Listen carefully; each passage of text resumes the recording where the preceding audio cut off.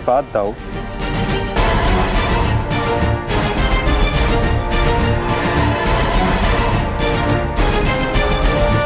प्रणिपात गुरुदेव।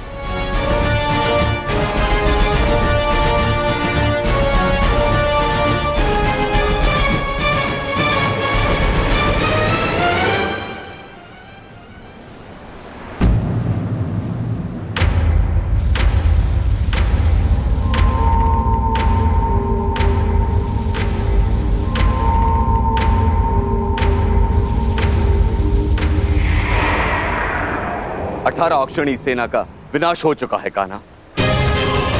आर्यव्रत के सभी महारथी काल के गाल में समा चुके हैं। अब और कितनी आहुति दी जाएगी इस युद्ध में कान्हा? उत्तर दो। बंद करो ये विनाश, बंद करो ये महाभारत अब।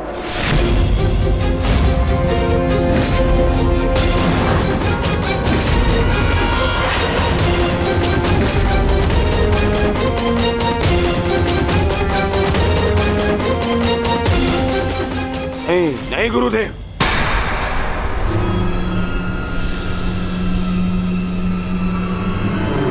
मैं इतना कुछ खो चुका हूं कि अब जब तक मेरा प्रतिशोध पूर्ण ना हो जाए यह युद्ध समाप्त नहीं हो सकता।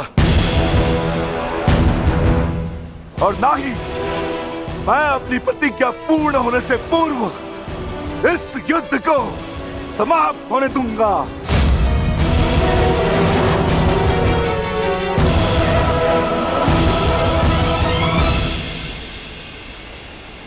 तुमने जो प्रतिज्ञा दुर्योधन के लिए ली है, अब उसका पूर्ण होना असंभव है।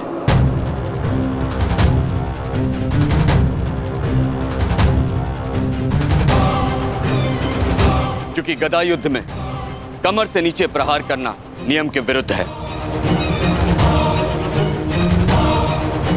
और तुमने प्रतिज्ञा ली है दुर्योधन की जंगा तोड़ने की।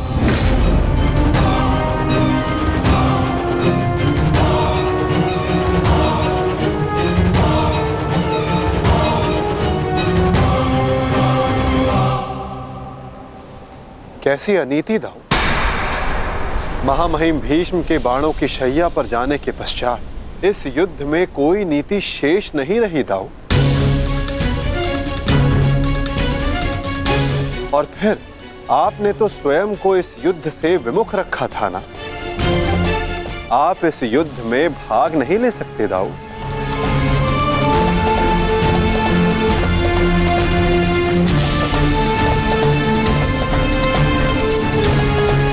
ये युद्ध धर्म स्थापना के लिए है दाऊ।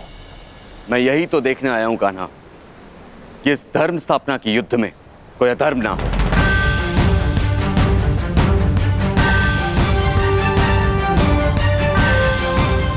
निश्चित रूप से मैं इस युद्ध में सम्मिलित नहीं होऊंगा, परंतु शरणागत की पुकार सुनना मेरा धर्म है। मैं नहीं चाहता कि कल को संसार ये कहे कि यदुवंश के कान्हा के होते हुए अधर्म हुआ।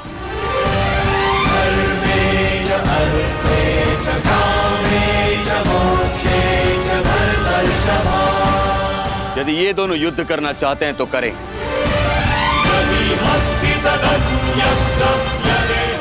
इस युद्ध का निर्णायक मैं बनूंगा।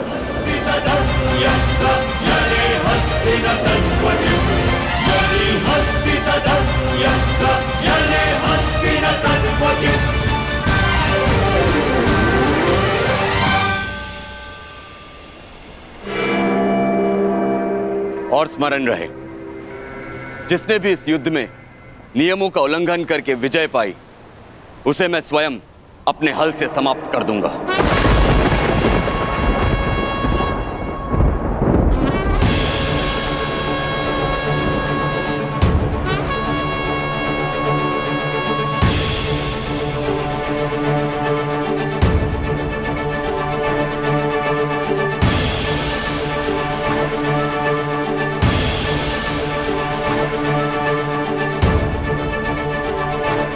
नियम वही होंगे जो गदा युद्ध में लागू होते हैं।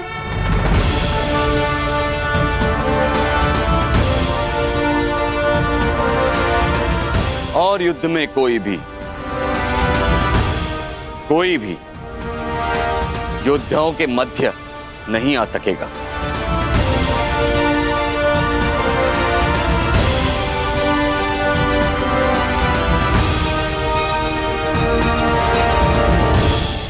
इस द्वंद्व का विजेता इस युद्ध का विजेता माना जाएगा।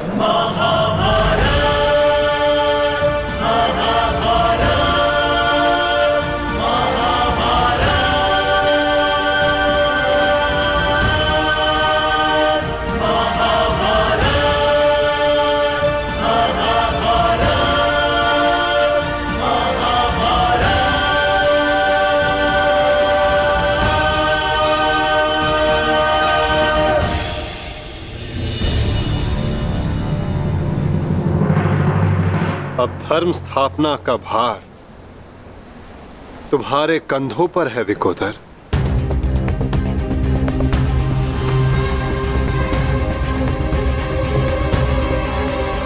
यदि मेरे कंधों पर कोई भार है तो केवल मेरी प्रतिज्ञा का, जिसे मैं अवश्य पूर्ण करूंगा।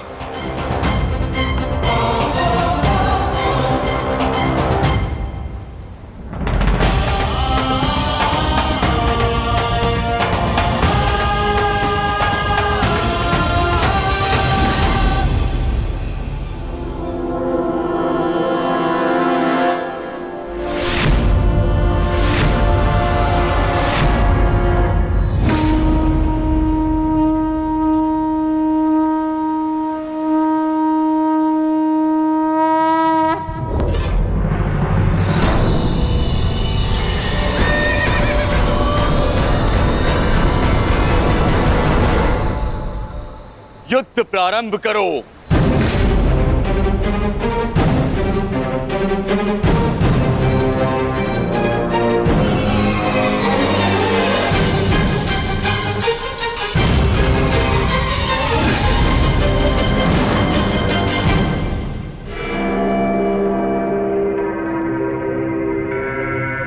अब विजय और पराजय इस द्वंद्व पर निर्भर करेगी महाराज।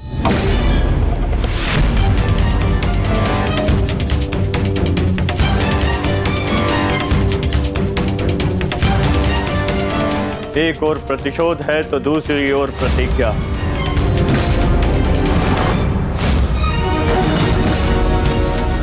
गुरुकुल के दो सर्वश्रेष्ठ गदाधारी आज एक दूसरे के विरुद्ध खड़े हैं महाराज, और महाबली बलराम निर्णायक है महाराज। मुझे इस बात में कभी भी संदेह नहीं था संजय कि मेरा पुत्र भीम से श्रेष्ठ गदाधारी है।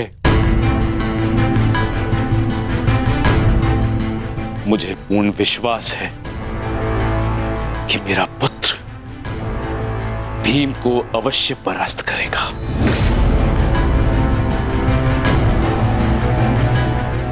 परंतु मुझे चिंता थी तो केवल वासुदेव की, कि कहीं वो किसी प्रकार का छल ना करे। परंतु अब गांधारी के वरदान फलस्वरूप न भीम दुर्योधन का कुछ बिगाड़ पाएगा, और हलधर बलराम के मध्य में उपस्थित होने के कारण वासुदेव भी हमारे पुत्र के साथ कोई छल नहीं कर पाएंगे। हस्तिनापुर में उत्सव की तैयारी करो। मेरा पुत्र इस संसार का सबसे बड़ा युद्ध जीत कर आने वाला है।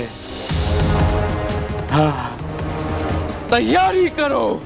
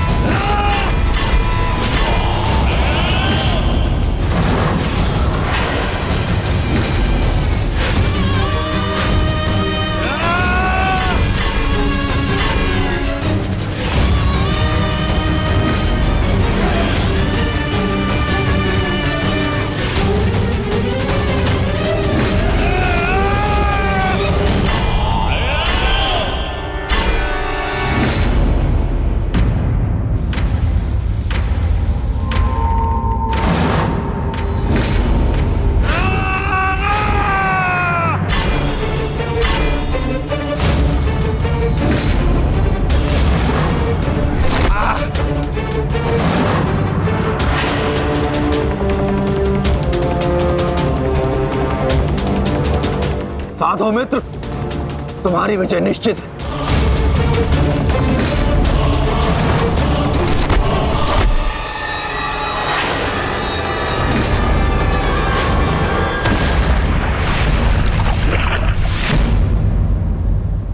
माधव, यदि ऐसा ही चलता रहा तो भीम दुर्योधन के आगे अधिक समय तक टिक नहीं पाएगा।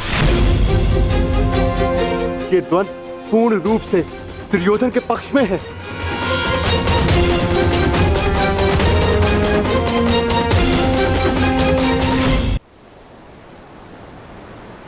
धर्म स्थापना का मार्ग सरल कहां होता है धर्मराज?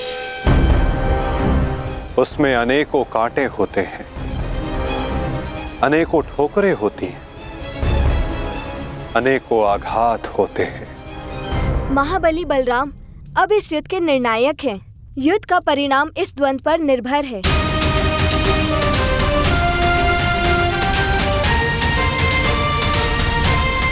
माधव,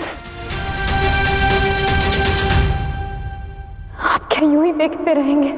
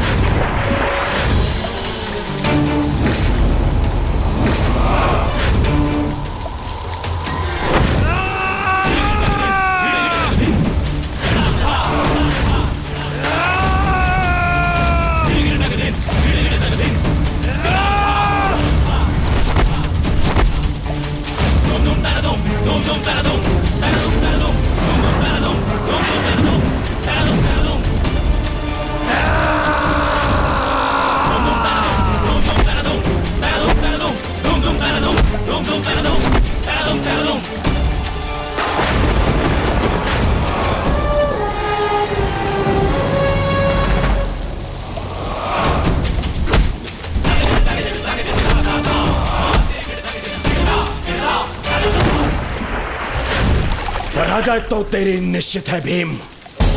फिर क्यों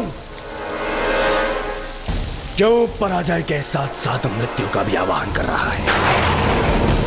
टेक दे, मेरे समक्ष अपने घुटने टेक दे, अन्यथा आज तेरा जीवन मृत्यु के समक्ष घुटने टेक देगा।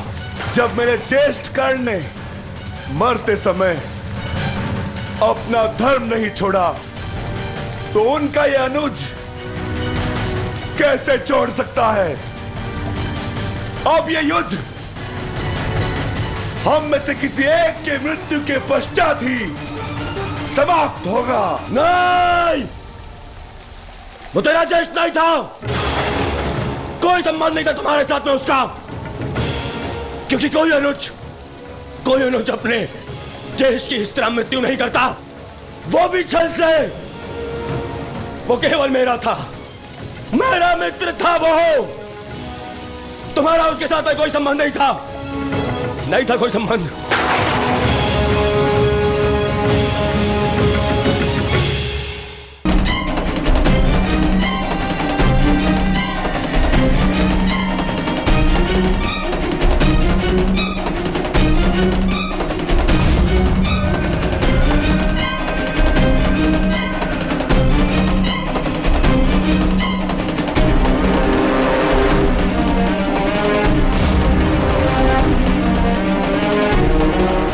भीम उठिए।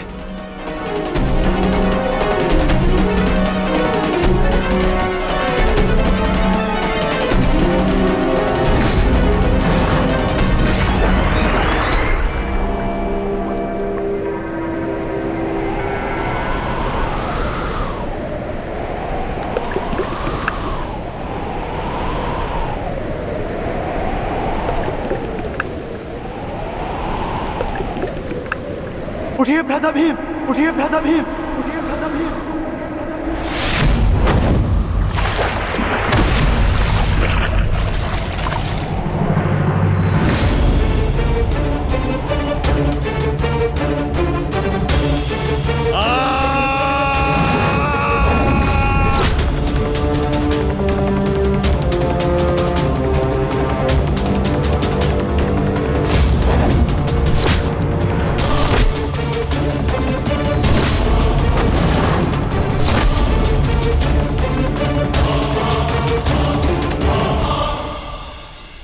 प्रतिज्ञा ली थी ना तुमने कि तुम मेरी जंगा तोड़ेगा।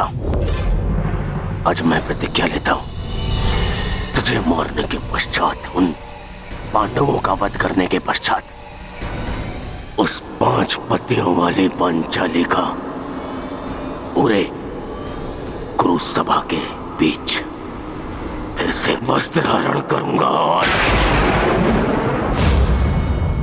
अपनी इसी जंगा पर बिठाऊंगा।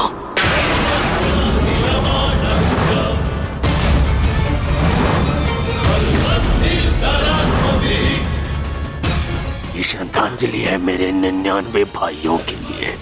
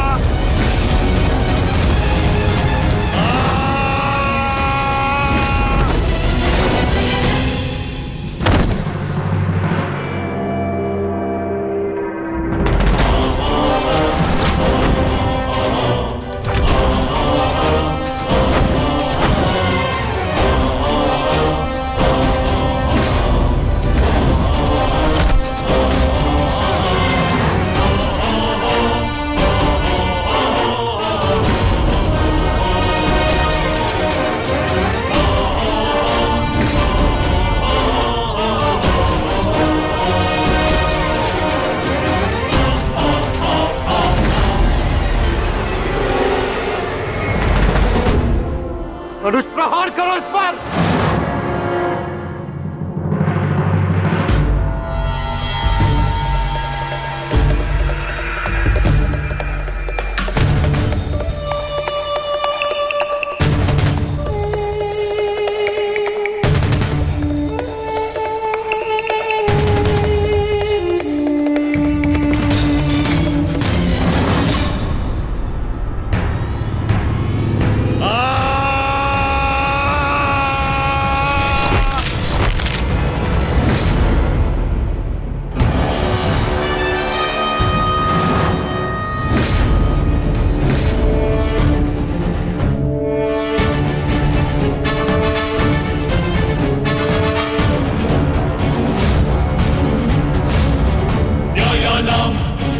अधिकाराणां प्राप्त्यर्थं साम्राज्यर्थं न्यायानाम् अधिकाराणां प्राप्त्यर्थं साम्राज्यर्थं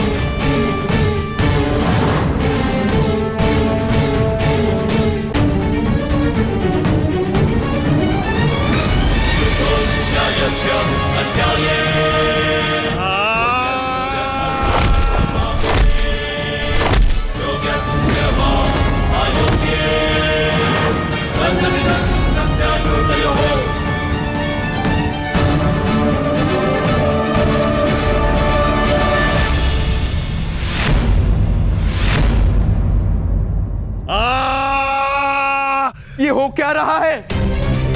स्वयं महाबली बलराम के होते हुए इस प्रकार नियम का उल्लंघन कैसे हो सकता है? बलराम को कुछ करना होगा। ये छल है बॉस।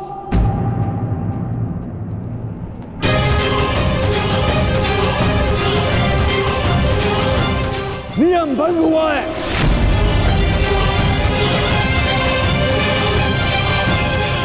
रुक जाइए दाऊ। आपने कहा था कि जो नियम भंग करके विजय प्राप्त करेगा तो आप उसे दंड देंगे, किंतु अभी जय विजय का निर्णय नहीं हुआ है दाऊ।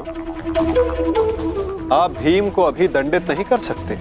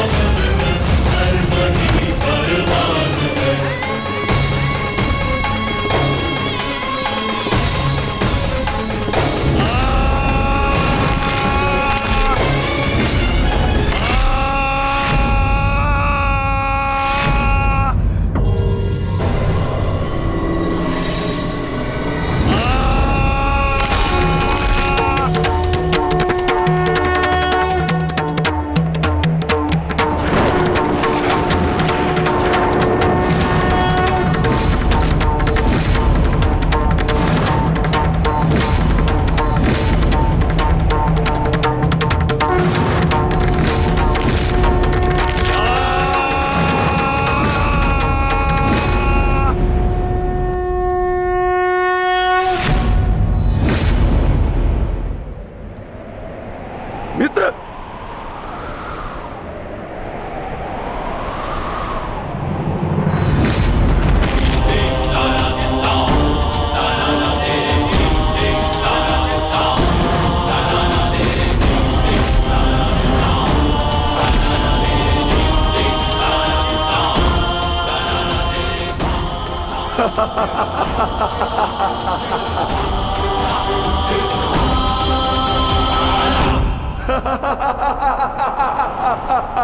अंत हो गया, अधर्म का अंत हो गया।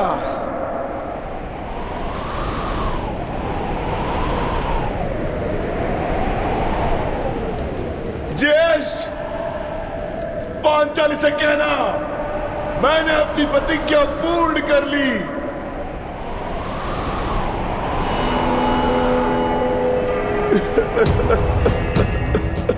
मैंने अपनी प्रतिज्ञा पूर्ण कर ली, पूर्ण कर ली, पूर्ण कर ली।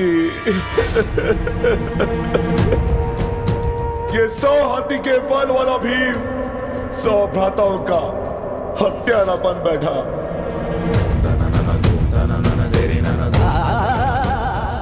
आज ये देवपुत्र अपने भ्राताओं का रक्त पीने वाला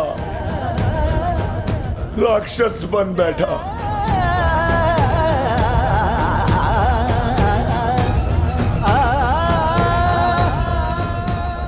मैंने अपनी प्रतिज्ञा पूर्ण कर ली पांचाली। तुम्हारे अपमान का प्रतिशोध मैंने ले लिया।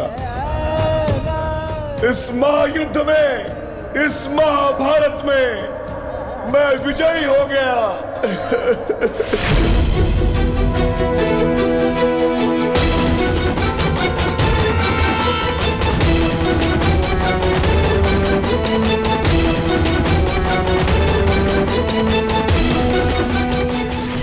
इस महायुद्ध में, इस महाभारत में मैं विजयी हो गया।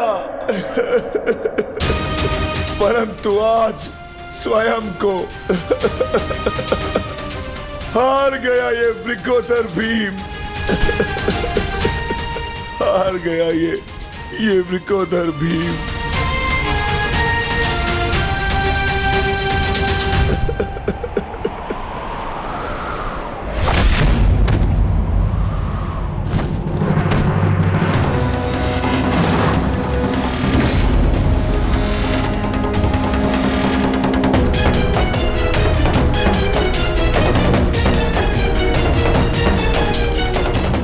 मैंने कहा था ना भीम, यदि किसी ने नियम तोड़कर विजय पाई तो मैं स्वयं उसके प्राण हर लूंगा।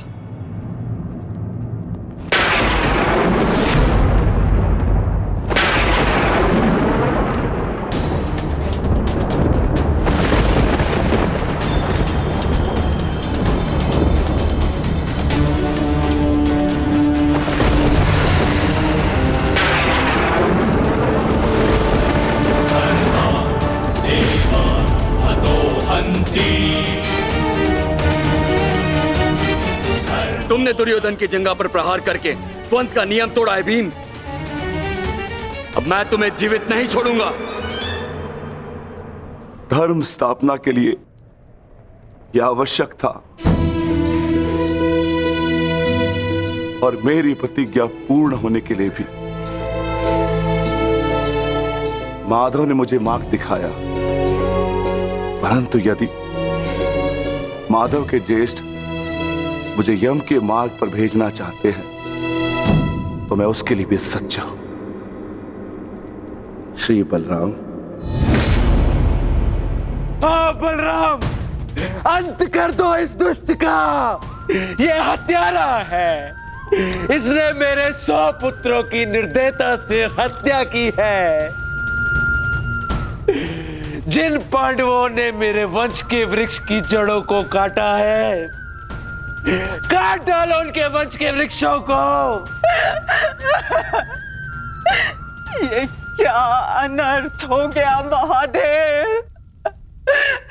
आपके दिए गए वरदान के पश्चात भी ये माता अपने पुत्र, अपने दुर्योधन को उस कृष्णा के छल से नहीं बचा पाए। ये कैसा न्याय है आपका। इसने 100 पुत्रों के गर्वित पिता को पुत्रहीन कर दिया। इसने एक अंधे के सभी स्वप्नों को अंधकार में डाल दिया।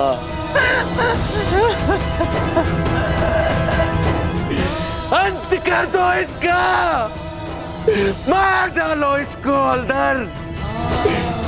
यदि मुझे कोई तर्पण करने वाला जीवित नहीं तो इनका तर्पण करने वाला भी शेष नहीं होना चाहिए।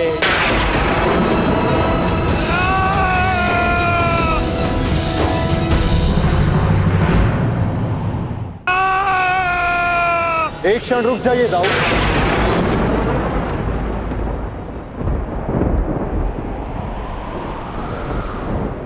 नहीं कहना, अब मत रोकना मुझे। अब मैं बंधित नहीं हूं। मैं अधर्म को तो नहीं रोक पाया, परंतु अधर्मी का नाश अवश्य करूंगा।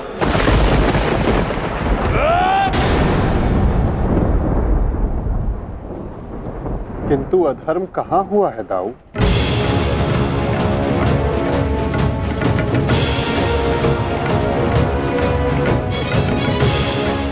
भीम ने नियम भंग करते हुए दुर्योधन की जंघा पर प्रहार किया, क्या यह धर्म नहीं? तुमने स्वयं अपनी आंखों से देखा है कान्हा, फिर भी तुम मुझसे प्रश्न कर रहे हो? आता हूं, क्योंकि ये प्रश्न उचित है।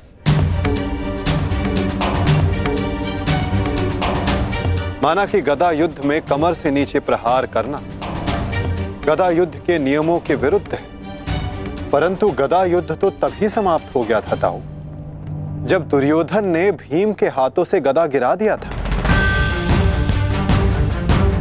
किंतु उसके पश्चात क्रोध के कारण दुर्योधन निहत्थे भीम पर निरंतर गदा से प्रहार करते रहे। क्या यह उचित था ताऊ?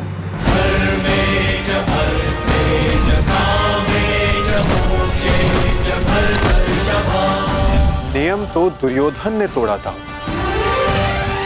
विकोदर भीम ने तो केवल आत्मरक्षा का प्रयास किया था, जिसके कारण विकोदर को विवश होकर दुर्योधन की जंघा पर प्रहार करना पड़ा।